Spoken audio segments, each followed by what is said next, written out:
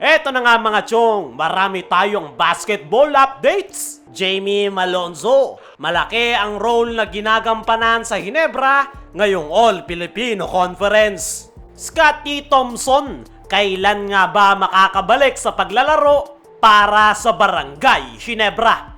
Ito nga si Scottie Thompson mga chong, ay dalawang sunod nang hindi nakakapaglaro para sa Barangay Ginebra ngayong All-Filipino Conference. Kaya naman, maraming Barangay Ginebra fans ang nag-aalala kay Scottie at nagtatanong kung kailan nga ba ito makakabalik sa paglalaro.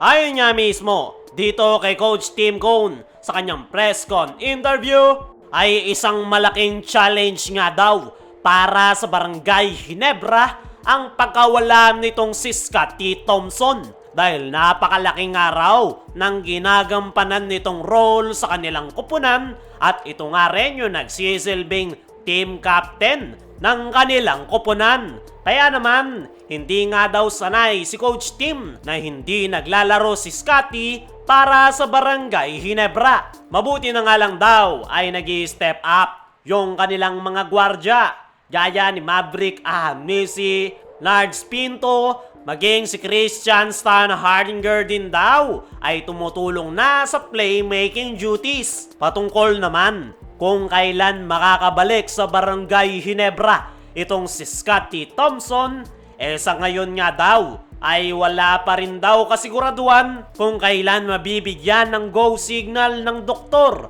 itong si Scottie para makabalik sa paglalaro. Ayon nga sa ating mga trusted source, ay yung dating slip disc injury ni Scottie Thompson ang kanyang iniinda sa ngayon. Bumalik nga daw yan dahil sa over-practice sa Gilas, Pilipinas. Kaya naman, wala nga daw silang maibibigay na timetable kung kailan ito makakabalik sa paglalaro. Sa ngayon nga mga chong, ay hindi pa pinoproblema ng Barangay Ginebra ngayong hindi nakakapaglaro si Scottie Thompson sa kanilang kupunan.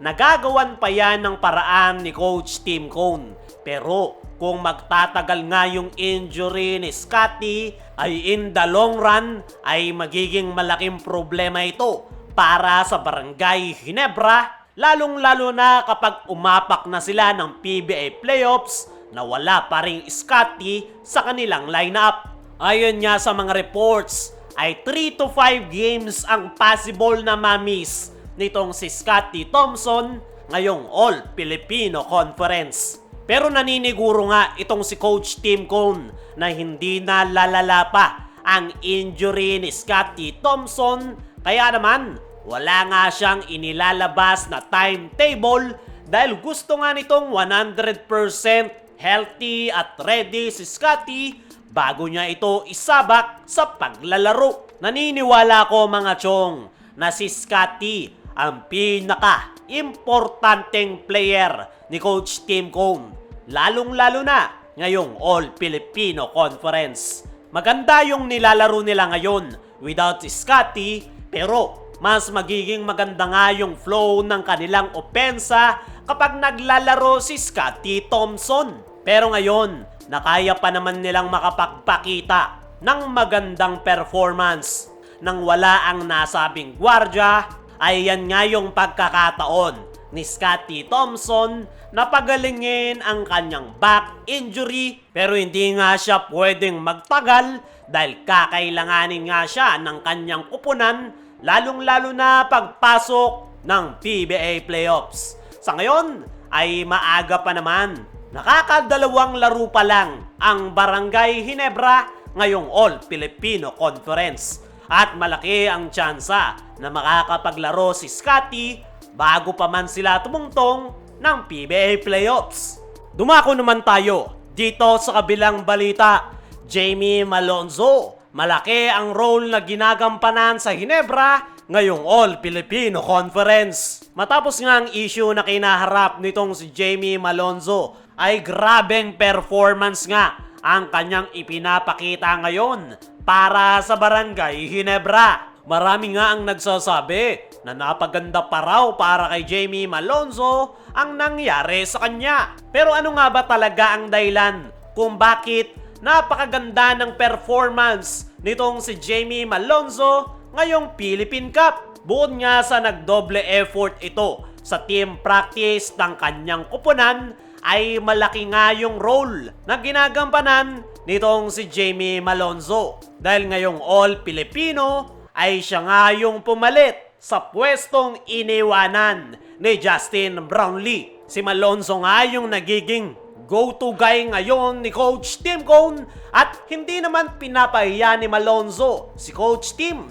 dahil napakaganda ng kanyang performance despite of issues na kanyang kinakaharap. Hindi nga madali ang role na ginagampanan ni Malonzo dahil sa kanya nga madalas nakaatang ang opensa ng kanyang kupunan.